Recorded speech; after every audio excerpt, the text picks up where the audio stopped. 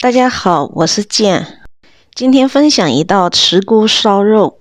准备过春节了，这是一道很好的过年菜哦，佳节必备。茨菇有很多功效和作用。首先，超市买回的茨菇先去皮，然后洗干净。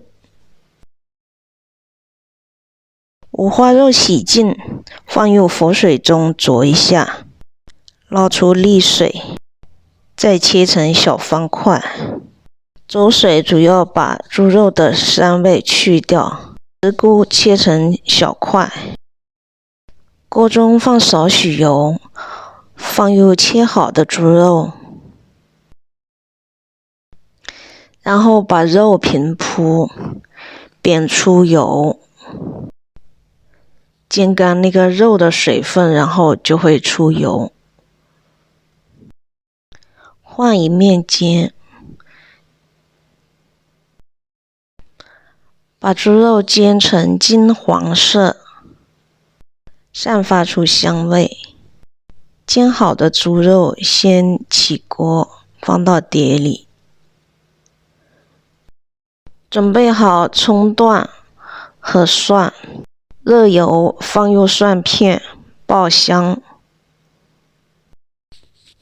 泡好的香菇切成条状，茨菇下锅翻炒。茨菇的功效很多啊，可以润肺、护心、解毒、利尿消肿，是很好的时令家常菜。翻炒后的茨菇加水，倒入煎好的红烧肉，水刚好没过肉最佳。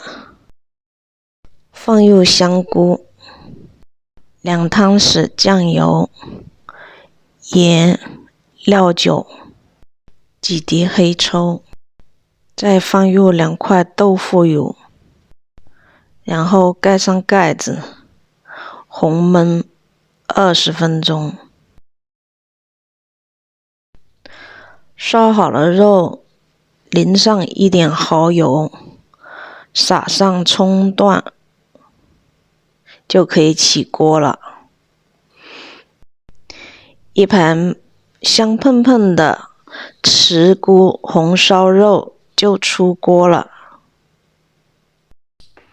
喜欢我们的视频，加个关注，点个赞吧。您的支持是我们的动力哦。如果有疑问，请在评论区留言。有想吃的菜和不会做的菜，也在评论区留言。谢谢收看健好吃啊频道。